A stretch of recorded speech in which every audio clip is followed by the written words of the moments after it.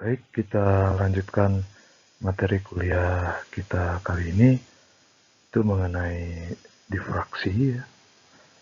Difraksi ini merupakan lanjutan dari topik kuliah kita kemarin mengenai interferensi.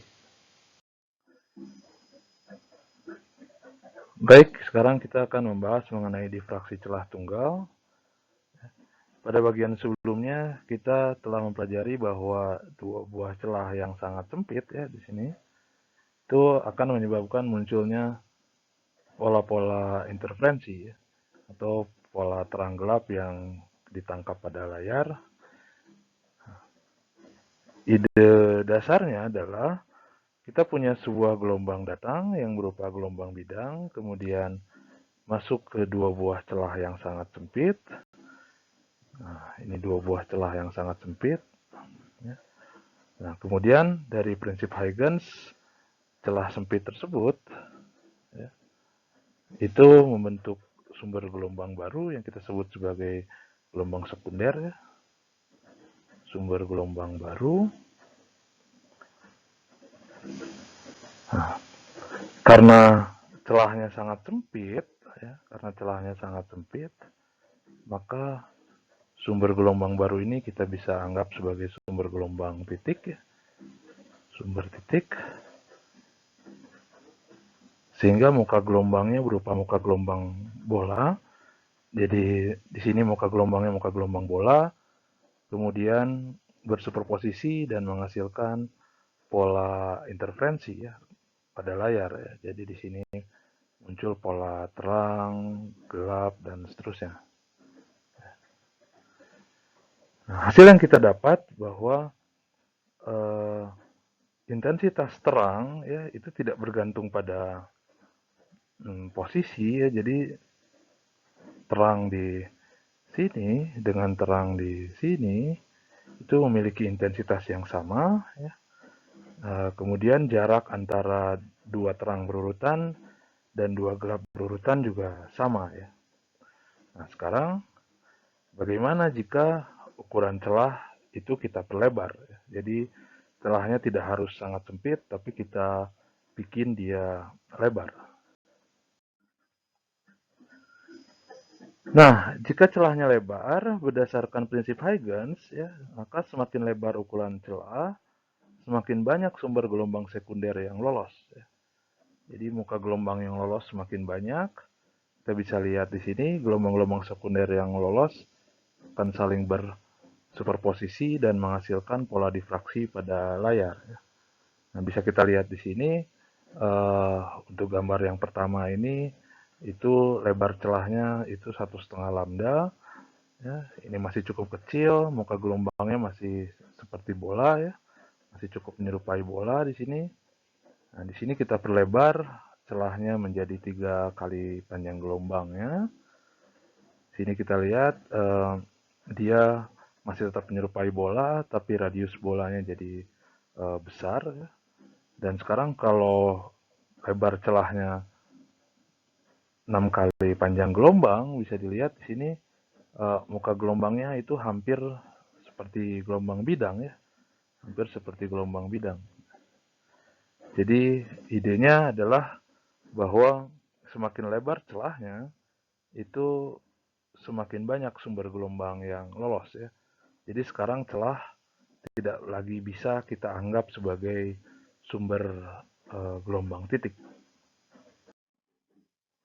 Oke, untuk melihat efek celah yang lebar pada gelombang yang lewat, sekarang kita tinjau sebuah dinding ya, yang terdapat celah di dinding tersebut dengan lebar A seperti ini ya.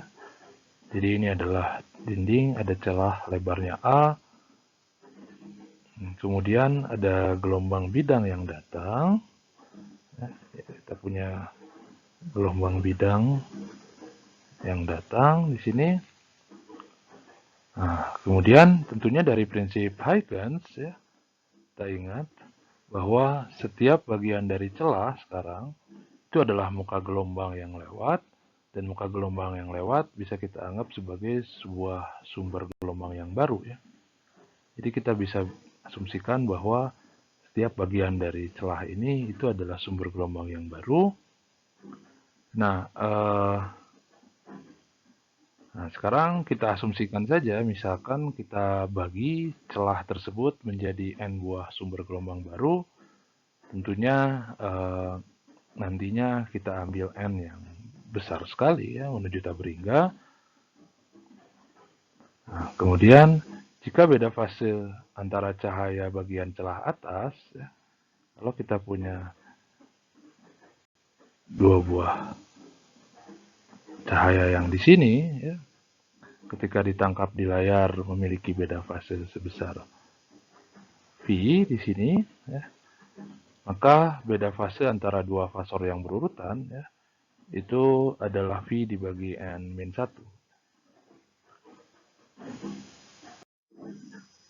Nah, bisa kita lihat penggambaran sederhana jika kita ambil N yang cukup kecil, misalkan N sama dengan 2, gitu. Kemudian saya punya ini celah, ini lebarnya A. Nah, kemudian saya tinjau dua buah gelombang, ya, karena sekarang cuma 2 celah. Dan ini adalah beda fasenya adalah V. Ya. Kalau saya sebut ini sebagai E1, dan ini adalah E2, ya. Jadi kalau saya gambarkan fasornya,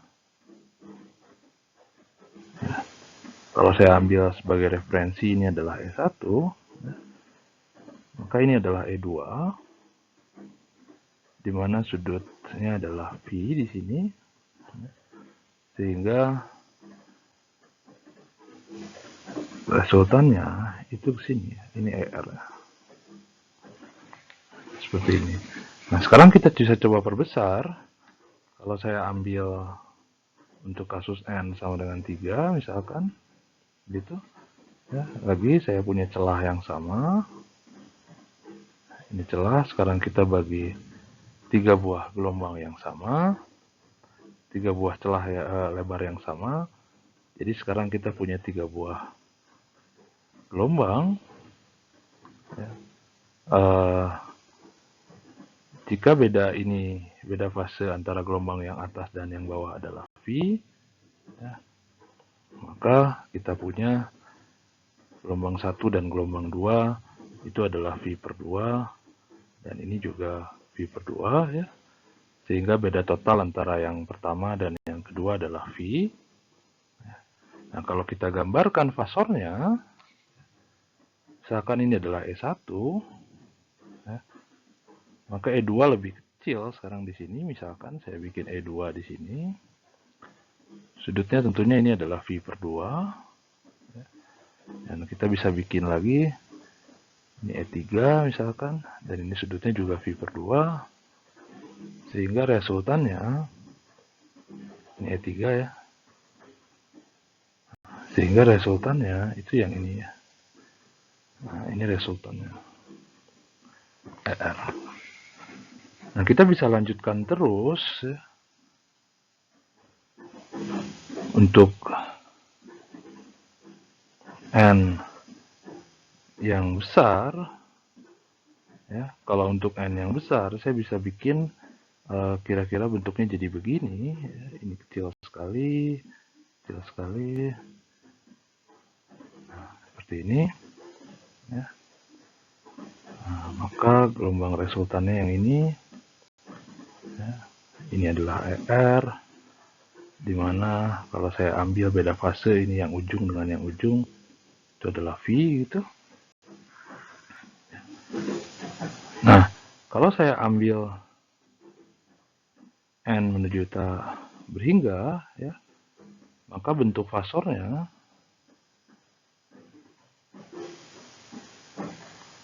itu akan menyerupai seperti busur lingkaran ya. Akan seperti busur lingkaran. Nah, jadi untuk N yang cukup besar, ya, maka bentuk fasor ini bisa kita anggap sebagai busur lingkaran ya. Jadi bentuk fasor ini bisa kita anggap sebagai busur lingkaran ya, dengan sudut antara fasor pertama, ya, ini fasor pertama dan ini fasor yang ke N, itu membentuk sudut ini, artinya beda fase antara fasor pertama, ya, fasor pertama itu yang ini, jadi gelombang yang datang lewat celah atas dan gelombang yang datang melalui celah bawah, itu beda fasenya adalah V, ya. Oke, nah sekarang kita lihat pertama bahwa kalau untuk konfigurasi fasornya, kalau saya ambil V sama dengan 0, ya, maka semua fasornya searah, ya, karena semua fasornya searah, maka ini tentunya saling menguatkan, ya, karena saling menguatkan dan dia bernilai maksimum, maka ini kita sebut sebagai Emax di sini, ya. Ini disebut sebagai Emax, tentunya karena ini nilai maksimum, ya, paling maksimum, paling besar nilainya. Nah, kalau saya balikkan begini, jadi ini adalah Emax. Nah, kemudian kita punya ini adalah busur lingkarannya. Ini adalah busur lingkaran. Dan saya tahu karena ini Emax, maka panjang busur lingkaran itu juga sama dengan Emax. Saya sih tulis Emax begini. Jadi ini sama dengan saya punya sebuah tali yang saya lengkungkan menjadi busur lingkaran, ya. Nah, kemudian kalau saya ambil titik, misalkan ini titik A, ini titik B, ini titik C di sini, ini titik D, dan ini titik E, dan ini titik O, misalkan, dan kemudian ini adalah sudutnya V, dari sini ke sini adalah V, dan ini adalah alfa. Oke, pertama karena saya punya BD adalah busur lingkaran, ya. Karena ini busur lingkaran, maka AD sama dengan AB, ya. Ini pasti sama, dan ini sama dengan jari-jari lingkarannya, kita sebut saja R, begitu. Nah, karena ini sama, maka harusnya ABCD itu membentuk sebuah layang-layang, ya. Karena dia membentuk sebuah layang-layang, maka ini juga harusnya sama. Kalau ini sama, maka panjang ini dan panjang ini sama. Maka dari sini kita bisa simpulkan bahwa alfa haruslah sama dengan V per 2, ya. Nah, seperti ini, ya. Atau V sama dengan 2 alfa. Nah, kemudian kita juga tahu kalau saya pengen menghitung panjang busur lingkaran, ya, kalau kita menghitung panjang busur lingkaran, dalam hal ini panjang busur lingkaran sama dengan EM, kita sikat saja EM gitu, ya, dikalikan itu nilainya sama dengan jari-jarinya dikalikan sudut bukaannya, dalam hal ini V dihitung dalam radian, ya, atau kalau saya nyatakan dalam alfa, ini adalah R alfa per 2, ya. Maka dalam hal ini saya punya R sama dengan 2EM per alfa, ya. Saya punya rumusan ini. Nah, kemudian kalau saya tinjau segitiga AOD, saya tahu bahwa panjang OD, ya, itu adalah ER per 2, ya, karena BD itu adalah 2 kali OD, ya. Maka ini adalah ER per 2, dan saya tahu kalau saya hitung ER per 2 dibagi dengan R, itu haruslah sama dengan sin alfa, ya. Atau saya dapatkan ER sama dengan 2R sin alfa, ya. Oh, ini ada yang terbalik. V itu harusnya 2 alfa, ya. Ini jadi 2 alfa. ini jadi 2 alfa gitu ya. Nah, kemudian saya substitusi R ke sini. Kalau saya substitusi R ke sini, maka saya punya ER itu sama dengan EM dikali sin alfa dibagi alfa. Nah, bisa dapatkan rumusan ini ya. Jadi amplitude resultan di sini, amplitude resultan, jadi ini adalah amplitudo resultan itu sama dengan amplitudo maksimum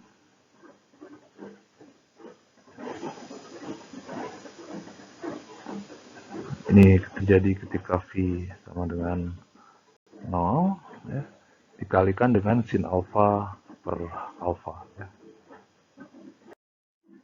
Nah, kalau saya gambarkan lagi celahnya ya, ini adalah celahnya, lebar ini A, dan kemudian saya punya dua buah gelombang. Ini adalah E1, kita sebut ini EN misalkan ya. Nah, seperti kemarin, kalau kita hitung beda jalan antara keduanya, nah, seperti ini, beda jalan antara keduanya. Kalau saya sebut sudut ini adalah theta, ya, maka sudut ini juga theta. Maka beda jalan yang ini kita sebut delta X misalkan. Ya. Nah, dari sini ini A, ini delta X, ini 90 derajat. Maka saya punya delta X. Maka saya punya delta X itu tentu sama dengan A dikali sin theta. Nah, kalau saya kalikan dengan K delta X, jadi 2V kali A dibagi lambda kali sin theta ya. Dan kita tahu K delta X ini adalah beda sudut fase ya. Fase antara E1 dan EN ya. EN. Nah, tapi saya juga tahu beda fase antara E1 dan EN ya, itu adalah V. Sehingga ini sama dengan V, sehingga bisa kita tuliskan V atau sama dengan 2 alfa. Ini kita punya 2 alfa sama dengan 2 VA per lambda dikali sin theta. Nah, kita bisa coret 2 di sini. Nah, maka kita punya alfa sama dengan VA per lambda dikali sin theta ya.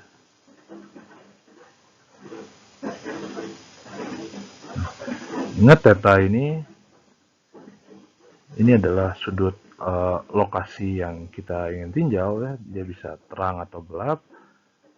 Jadi kalau misalkan ini adalah celahnya, ini layar, ini pusatnya. Nah, ini adalah theta di sini ya. Nah, jadi kita punya ini adalah amplitude resultannya ya. Amplitudo resultannya tadi. Dan ini adalah beda fase antara fasor yang pertama ya, gelombang yang datang dari celah yang ujung atas celah dan gelombang yang datang dari ujung bawah celah. Itu sebesar ini ya. Alfa sama dengan V per 2 sama dengan VA per lambda dikali sin theta ya.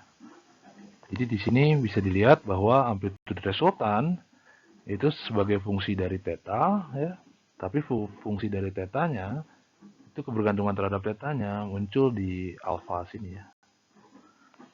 Di alfa sini. Nah, karena intensitas sebanding dengan amplitudo kuadrat, ya, amplitudo kuadrat, maka kita punya I sebagai fungsi dari theta itu sama dengan I0 sin alfa per alfa kuadrat, ya, di mana I0 ini adalah intensitas maksimumnya. Ya. Ini intensitas maksimumnya dari sin alfa per alfa, di mana alfa sama dengan yang tadi ya, V per 2 sama dengan VA per lambda sin theta. Jadi bisa dilihat di sini, I itu adalah fungsi dari theta, tapi kebergantungan terhadap tetanya itu muncul dari alfa ya. Jadi sebenarnya alfa yang fungsi dari theta juga di sini ya.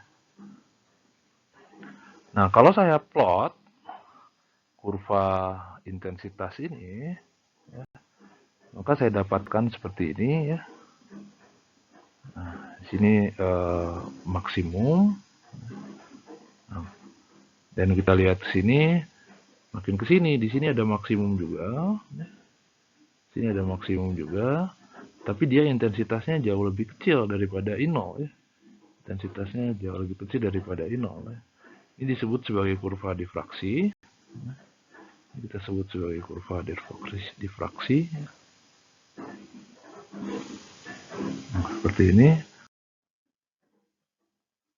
Nah, kalau kita mencari lokasi titik gelap ya, intensitas minimum. Intensitas minimum ini tentunya ketika I sama dengan 0 ya. Nah, karena saya tahu rumus I fungsi dari theta adalah I0 sin alfa per alfa kuadrat ya. Maka ketika I sama dengan 0, maka itu akan menyebabkan sin alfa sama dengan 0 ya. Nah, maka alfa sama dengan M kali V. Tapi ini harus hati-hati di sini ya. Ketika M sama dengan 0 ya, atau alfa sama dengan 0 ya, ini dia bukan minimum ya. Bukan minimum ya. Kenapa? Karena ketika alfa sama dengan 0 saya punya kita tahu bahwa kalau saya ambil limit alfa menuju 0 dari sin alfa per alfa itu tidak sama dengan 0, tapi ini sama dengan 1 ya.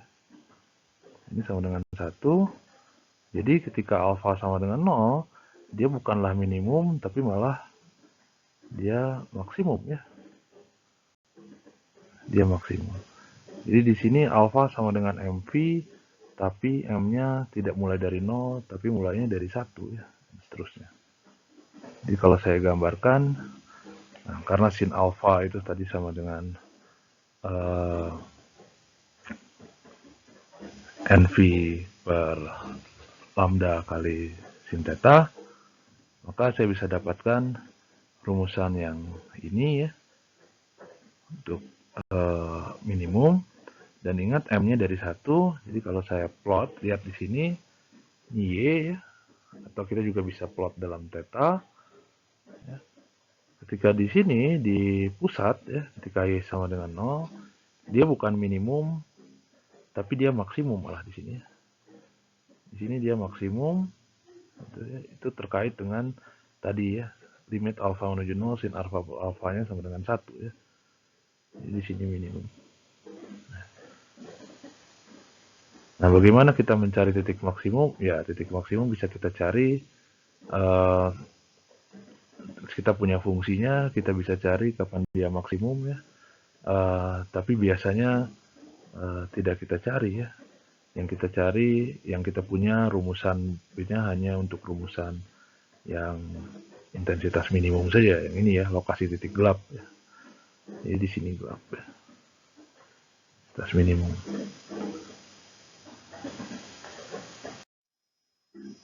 Oh, baik. Nah, lihat di sini, ini ada simulasi terkait dengan pola difraksi ya. Ini adalah grafik intensitas terhadap posisi. Kemudian saya punya beberapa parameter. Ada lebar celah, ada jarak antar celah, kemudian ada jumlah celah, dan ada jarak celah ke layar ya. Ini horizontal range.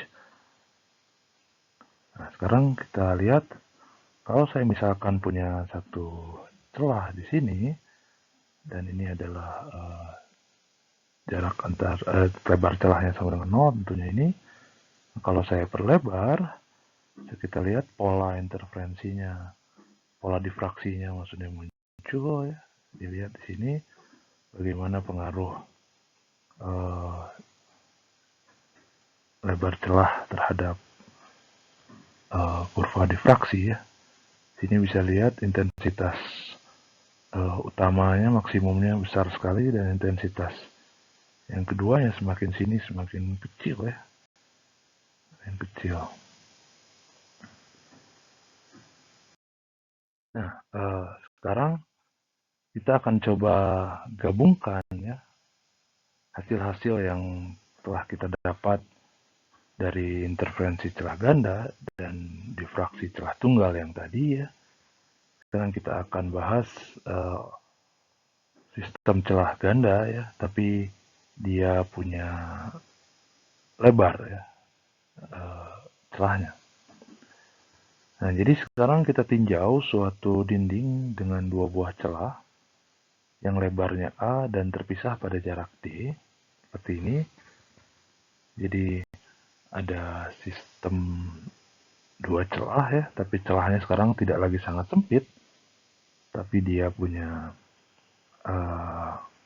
lebar ya, lebarnya A dan jarak antar celahnya D. Kemudian sama ada gelombang bidang yang datang di sini. Kita punya gelombang bidang datang.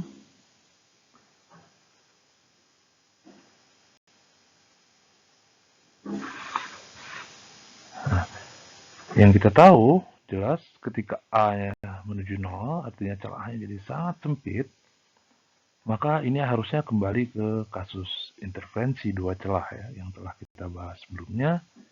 Dan patternnya begini, ya. Intensitasnya selalu sama, ya. Tidak bergantung pada posisi, intensitas maksimumnya maksudnya. Ya, jadi tingkat keterangannya selalu sama. Nah, tapi ketika ukuran celah diperlebar, seperti halnya pada celah tunggal, efek difraksi akan muncul, ya. Di mana amplitude itu di terang pusat ya, itu besar, dan terang berikutnya itu jauh mengecil ya di sini.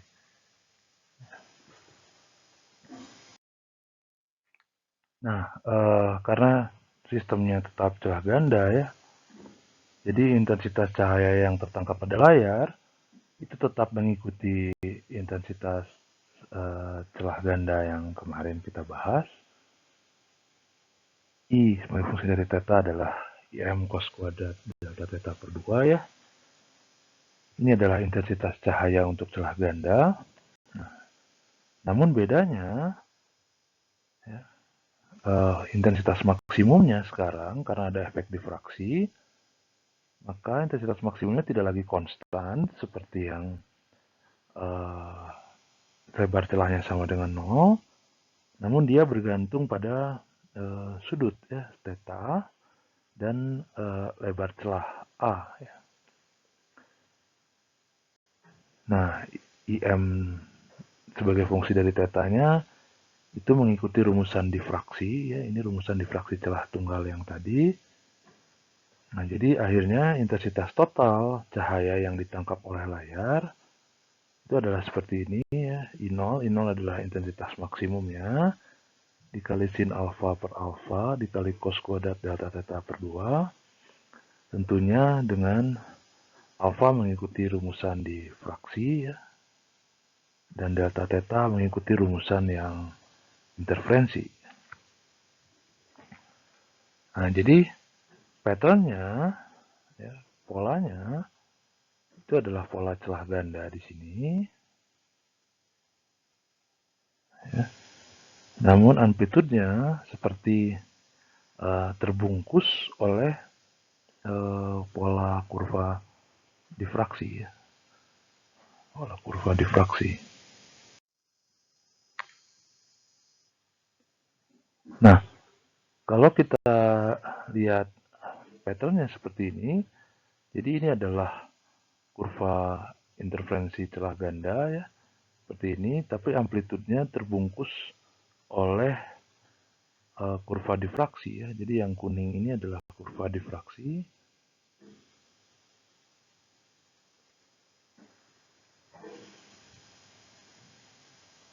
Jadi dia seperti terbungkus, ya. Terbungkus, jadi ini membentuk envelope gitu. Nah, di sini bisa kita lihat polanya seperti ini, ya. Jadi di antara bungkusan pertama difraksi itu terdapat terang gelap lagi diakibatkan oleh pola interferensi, ya. Nah, untuk lebih jelasnya kita bisa lihat di sini, ya. Jadi saya punya sistem celah ganda. Kita bisa lihat di sini jumlah celahnya adalah 2 dengan lebar celahnya sama dengan 0, ya. Dan di sini bisa dilihat intensitas maksimumnya itu selalu konstan nilainya, ya. Selalu konstan nilainya. Nah, kita bisa lihat apa yang terjadi jika lebar celahnya kita perbesar. Ketika lebar celahnya kita perbesar, lihat di sini, ini terbungkus, ya. Terbungkus oleh kurva difraksi, ya, intensitas maksimumnya. Nah, bisa dilihat di sini, kalau kita geser-geser, semuanya terbungkus seperti ini. Nah, ini lebar jarak antar celahnya, kalau kita rubah juga patternnya berubah, ya. Jadi jumlah terang dalam bungkusan pertamanya berubah, ya.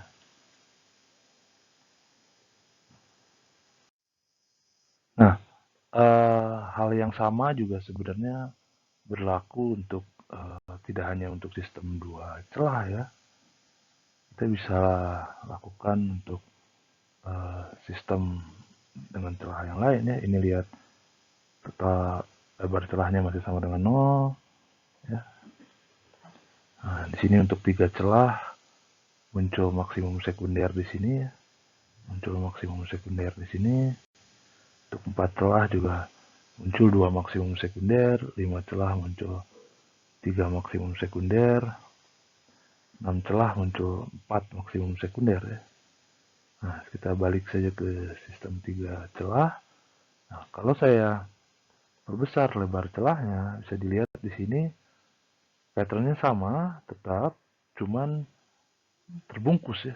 Jadi tetap terbungkus oleh kurva difraksi, ya. Jadi terbungkus oleh kurva difraksi, ya.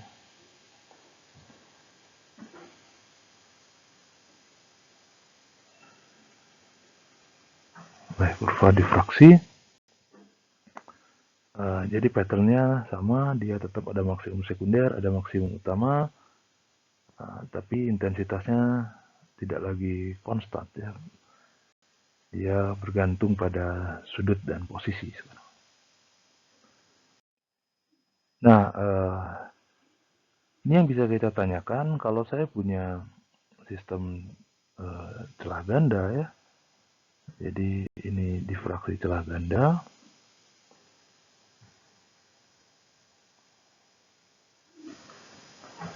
Kemudian jadi saya punya yang biru ini adalah kurva interferensi.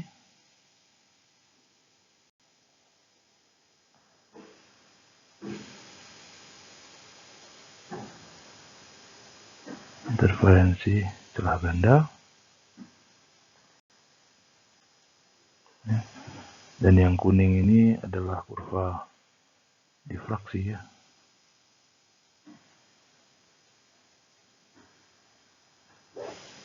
Nah, tadi seperti yang sudah dilihat di simulasi, bahwa eh, lebar celah ya, dan jarak antar celah itu mempengaruhi berapa banyak terang yang terbungkus ya oleh bungkus difraksi pertama ya.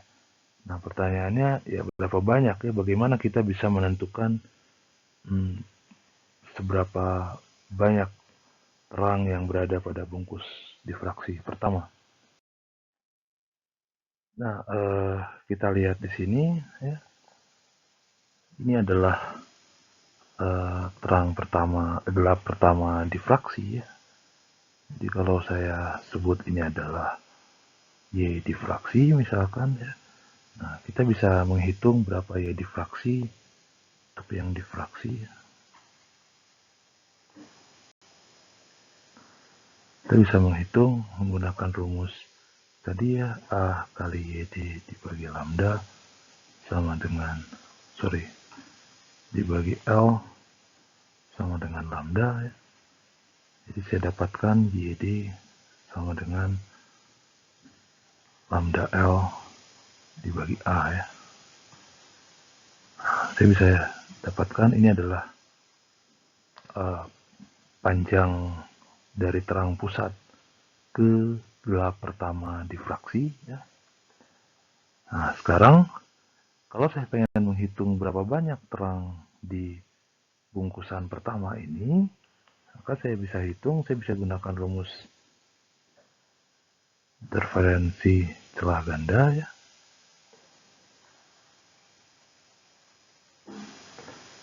Untuk terang tentunya. Saya punya dy per L sama dengan MI, I untuk interferensi ya, dikalikan dengan lambda. Nah, karena saya mencari berapa banyak, maka yang saya hitung, yang saya akan cari adalah M, ini adalah ordernya ya. Nah, dengan mensubstitusi Y ini menjadi YD ya. Nah, jadi saya punya akhirnya D per L dikali lambda L per A sama dengan MI lambda ya. Bisa kita coret, maka saya dapatkan akhirnya MI sama dengan D dibagi A ya. Nah, jadi berapa banyak terang ya yang ada di sini itu nanti bergantung terhadap perbandingan dari D per A ya, dari uh,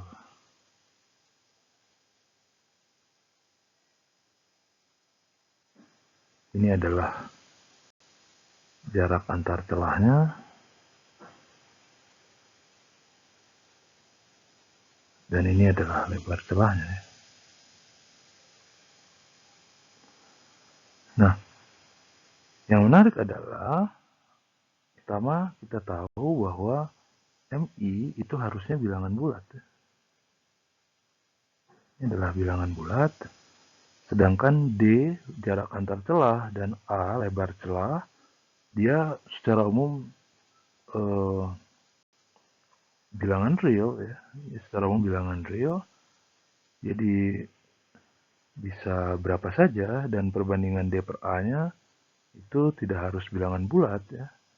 Maka untuk menjadikan bilangan bulat, kita ambil bilangan bulat terkecil, ya. Kita ambil bilangan bulat terkecilnya, jadi saya bisa tuliskan secara umum MI itu adalah, ini adalah D per A ya, ini adalah floor function, jadi adalah bilangan bulat terkecil ya. Bilangan bulat yang lebih kecil sama dengan bilangan bulat terbesar yang lebih kecil atau sama dengan D per A ya. Atau saya bilang saja ini floor function gitu ya.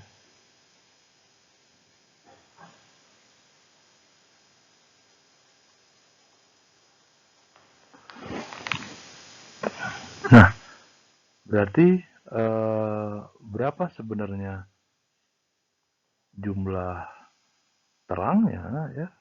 Nah, karena di kiri ada MI, di kanan ada MI, dan ditambah terang pusat, maka banyaknya terang ya pada bungkus pertama difraksi, kita tuliskan N, itu sama dengan 2MI, ya, tentunya di sini kiri kanan ditambah dengan terang pusat ya.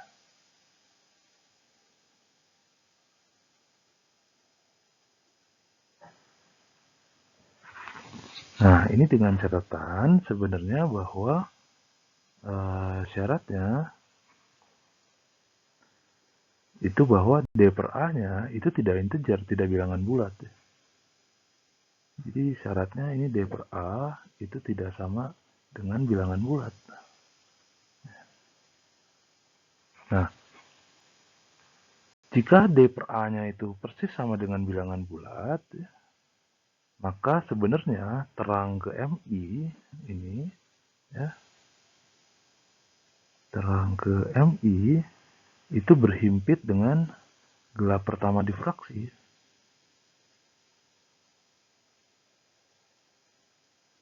Dia berhimpit dengan gelap pertama difraksi, sehingga meskipun seharusnya dia terang, tapi karena dia terbungkus oleh difraksi, jadinya terangnya tidak muncul. Jadi di sini akhirnya tidak lagi terang, tapi jadi gelap. Dia jadi gelap, nah maka dia berkurang, tidak lagi 2MI plus 1, tapi dia di sini hilang 1, di sini juga hilang 1, ya. Maka N-nya itu jadi sama dengan 2MI minus 1 ya. Jadi 2MI plus 1 dikurangi 2 di sini ya.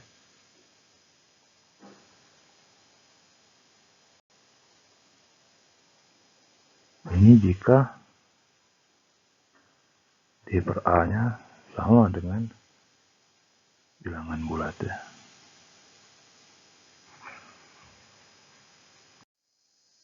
Nah, sekarang kita akan bahas mengenai kisi difraksi. Ya, pada dasarnya kisi itu adalah difraksi dengan atau interferensi dengan N buah celah sempit dengan N yang nilainya sangat besar sekali ya. Jadi N-nya sangat besar sekali. Jadi kalau kita tinjau suatu dinding dengan N buah celah sempit dengan nilai N yang besar, dan kemudian kita punya jarak antar celahnya adalah D, sini. Ya. Jadi jarak antar celah D, ini kita punya N buah, dan sama, ini adalah gelombang bidang yang datang. Ya. Nah, sekarang bagaimana pola interferensi yang tertangkap pada layar? Nah, lagi kita bisa lakukan observasi di sini ya dari simulasi.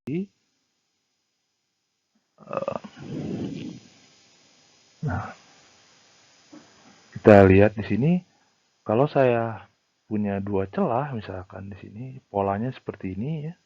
Kalau saya ini muncul maksimum sekunder di sini ya, dan ini adalah intensitas relatifnya, dan bisa lihat ketika jumlah celahnya diperbanyak, intensitas relatifnya makin kecil ya.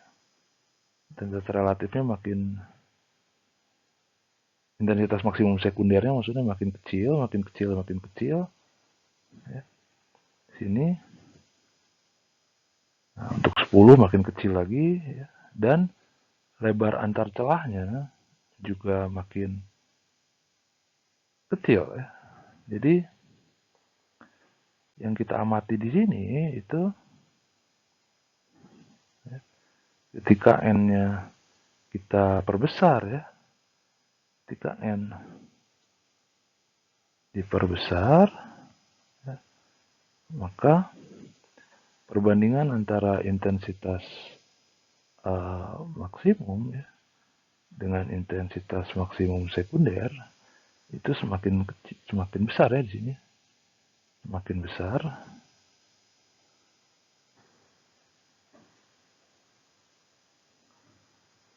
Ini intensitas maksimum sekunder.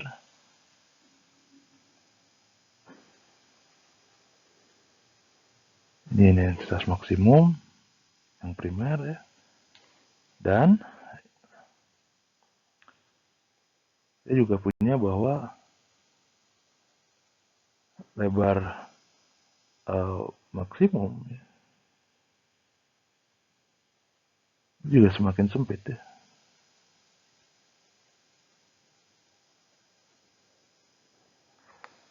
Nah, apa yang terjadi ketika N-nya besar sekali ya?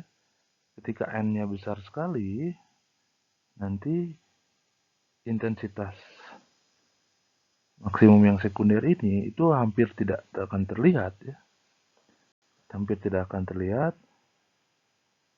Dan lebar ini juga tidak akan terlihat, jadi terlihat seperti garis saja di sini ya. Nanti terlihatnya seperti garis saja begini.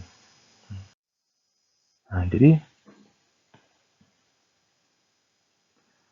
kita lihat di sini ya. Nah, ini untuk dua celah, perbandingan relatifnya itu kecil ya. Antara maksimum I itu adalah maksimum primer dan I0 itu adalah maksimum sekunder ya.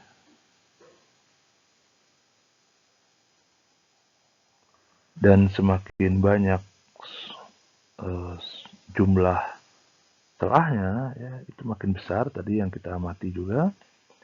Dan bisa kita lihat di sini lebar celahnya juga, lebar maksimumnya juga itu makin kecil ya. Jadi untuk sistem dua celah, ini adalah lebar untuk dua celah.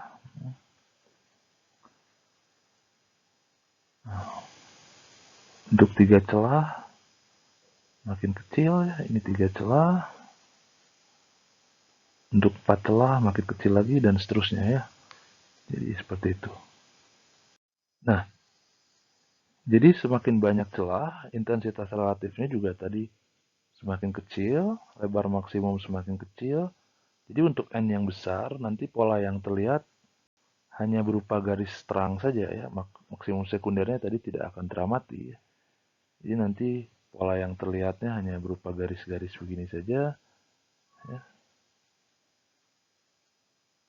Pola garis segini saja, maksimum sekundernya itu tidak akan bisa teramati ya. Nah, bisa dilihat di sini, ini adalah berupa garis-garis begini, maksimum sekundernya kecil sekali ya. Nah, jika kita gunakan cahaya yang polikromatik atau frekuensi yang banyak gitu ya, nah, bisa dilihat di sini terjadi dispersi di sini ya. Ini efek dispersinya. Jadi terjadi pemisahan warna di sini ya. Terjadi pemisahan warna. Kenapa bisa begitu? Efek pemisahan warna di sini itu muncul karena masing-masing warna mempunyai lambda yang berbeda. Karena mempunyai lambda yang berbeda dan posisi terang itu bergantung pada lambda, ya, maka dia muncul efek dispersi. Ya. Dan di sini untuk terang pusat, ya kita lihat untuk terang pusat semua berkumpul di sini dan warnanya jadi putih ya, semua spektrum masuk ke situ. Nah, Anda bisa mencari ya, lokasi maksimum dari sistem ini ya, dengan cara yang sama, analisanya persis sama, kita cari, kita konstruk pasor-pasornya sedemikian gitu ya, dan akhirnya kita bisa dapatkan lokasi maksimumnya itu D sin theta sama dengan M lambda ya. Ini lokasi maksimumnya, rumusannya sama dengan, mirip dengan lokasi rumusan di interferensi celah ganda ya. Namun di sini D-nya itu adalah 1/n, di mana N-nya itu adalah jumlah celahnya ya. Jumlah celah ya. Nah, di sini juga kita bisa lihat sin tetanya, nilai tetanya itu bergantung pada lambda ya. Karena dia bergantung pada lambda tadi, kalau kalau cahaya datang itu polikromatik ya. Polikromatik, maka efek difraksi muncul ya. Efek dispersi maksudnya. Efek dispersi muncul ya.